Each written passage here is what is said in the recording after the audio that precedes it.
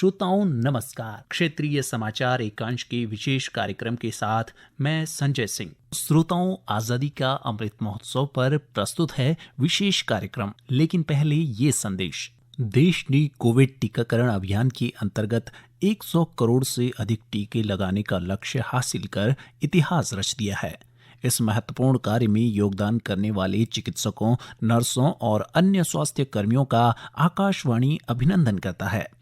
इसके साथ ही हम आपको सतर्क भी करना चाहते हैं कि कोविड अभी समाप्त नहीं हुआ है।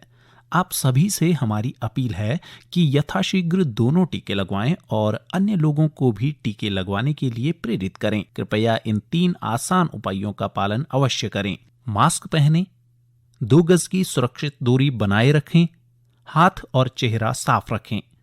कोविड से संबंधित किसी भी जानकारी और मार्गदर्शन के लिए राष्ट्रीय हेल्पलाइन नंबर 01123978046 और 1075 पर संपर्क करें। इसके अलावा प्रदेश हेल्पलाइन नंबर हैं 104 व 0135 2722 और 2724506।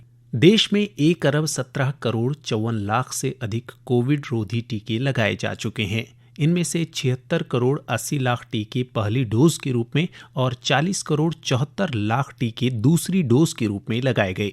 ब्रिटेन ने भारत में निर्मित कोवैक्सीन को अंतर्राष्ट्रीय यात्राओं के लिए कोविड वैक्सीन की स्वीकृत सूची में शामिल कर लिया है। इस कदम से ब्रिटेन की यात्रा करने वाले दोनों टीके लगा चुके भारतीयों को अधिक फायदा होगा।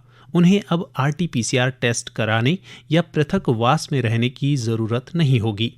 इस महीने के शुरू में भारत बायोटेक द्वारा निर्मित कोवैक्सीन को विश्व स्वास्थ्य संगठन ने आपात उपयोग की सूची में शामिल कर लिया था, जिसके कारण ब्रिटेन ने 22 नवंबर से कोविड की स्वीकृत वैक्सीन की सूची में इसे शामिल करने की घोषणा की। और श्रोताओं, अब आजादी का अमृत महोत्सव के अंतर्गत प्रस्तुत है आजादी का सफर आकाशवाणी समाचार के साथ। आकाशवाणी समाचार आपके लिए प्रतिदिन संघर्ष की झलक पेश कर रहा है।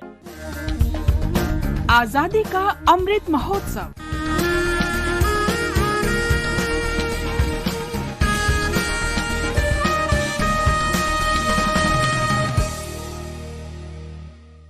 आजादी का सफर आकाशवाणी के साथ।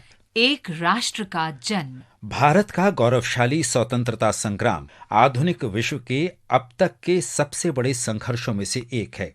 आकाशवाणी समाचार आपके लिए प्रतिदिन इस संग्राम की एक झलक लेकर आता है।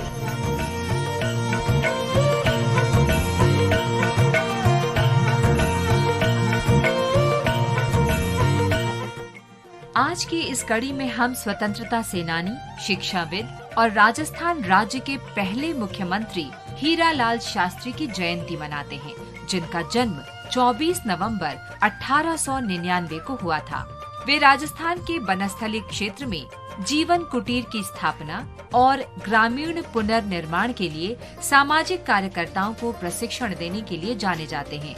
उन्होंने जयपुर राज्य प्रजा मंडल का पुनर्गठन करके स्वतंत्रता आंदोलन का भी नेतृत्व किया। कोटि कोटि कंठा सो गावा, मारो प्यारो राजस्थान, मारो प्यारो राजस्थान। हीरालाल शास्त्री का जन्म जयपुर के जोबनेर में एक किसान परिवार में हुआ था। उन्होंने अपनी प्रारंभिक शिक्षा जोबनेर में ही पूरी की। बचपन से ही हीरालाल शास्त्री की दिली इच्छा थी कि वो गांव में जाकर दलितों की सेवा में अपना जीवन समर्पित करें।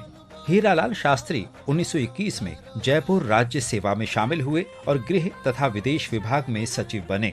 हालांकि उन्होंने 1927 में इस्तीफा दे दिया और बचपन के अपने संकल्प को पूरा करने के लिए उन्होंने 1929 में जयपुर से 45 मील दूर एक दूरस्थ और पिछड़े गांव बनस्थली में जीवन कुटीर की स्थापना की। उन्होंने समर्पित सामाजिक कार्यकर्ताओं को प्रशिक्षित किया और ग्रामीण पुनर्निर्माण के इस कार्यक्रम को लागू करने का प्रयास किया। उनके द्वारा प्रशिक्षित कार्यकर्ता बाद में कई राजपूताना राज्यों में राजनीतिक जागृति के अग्रदूत बने। हीरालाल शास्त्री ने जब 1937 में जयपुर राज्य प्रजा मंडल को पुनर्गठित किया और उन्हें राजनीतिक क्षेत्र में आकर्षित किया, वे 2 बार इस मंडल के महासचिव और इतनी ही बार इसके अध्यक्ष चुने गए। 1939 में उन्होंने नागरिक स्वतंत्रता की प्राप्ति के लिए प्रजामंडल के सत्याग्रह का नेतृत्व किया और 6 महीने की जेल की सजा काटी। ऊंचो गढ़ चित्तौड़ अडिग है तीरथ दुनिया जानी, आजादी की बलिवेदी पर भी प्रताप कुर्बानी। 1947 में हीरालाल को All India States People's Conference का महासचिव नियुक्त किया गया। इसी वर्ष वे संविधान सभा के लिए चुने गए। 1948 में जयपुर में एक प्रतिनिधि सरकार की स्थापना हुई तो हीरालाल शास्त्री ने मुख्यमंत्री के रूप में पदभार संभाला।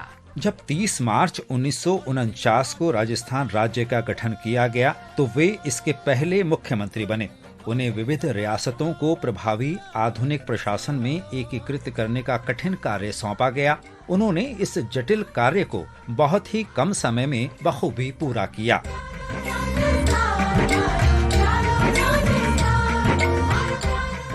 हीरालाल शास्त्री का 28 दिसंबर 1974 को निधन हो गया। अपने विचारों में स्पष्ट तथा निडर और एक निस्वार्थ सामाजिक कार्यकर्ता होने के नाते हीरालाल शास्त्री एक दूरदर्शी और लोकप्रिय नेता के रूप में जाने जाते थे। उनके द्वारा स्थापित वनस्थली विद्यापीठ आज नारी शिक्षा का एक प्रमुख राष्ट्रीय संस्थान बन गया है।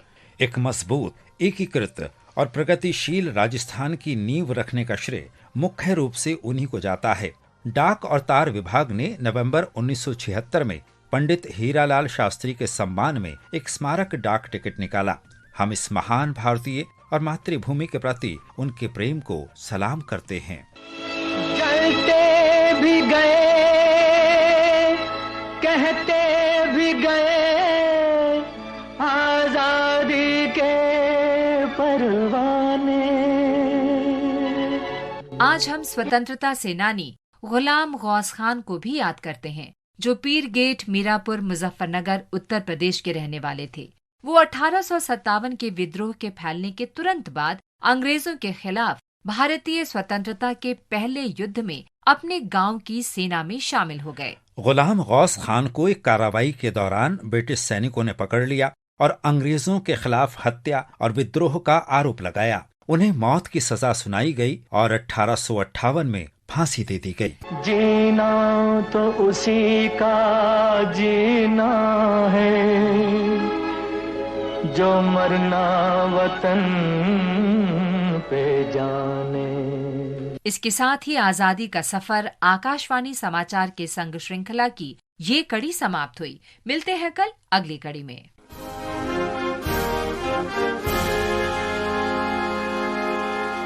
तो श्रोताओं, आज के इस कार्यक्रम में इतना ही। कोविड अभी समाप्त नहीं हुआ है। आप सभी से हमारी अपील है कि यथाशीघ्र दोनों टीके लगवाएं और अन्य लोगों को भी टीके लगवाने के लिए प्रेरित करें। अपना ख्याल रखें, स्वस्थ रहें, सुरक्षित रहें।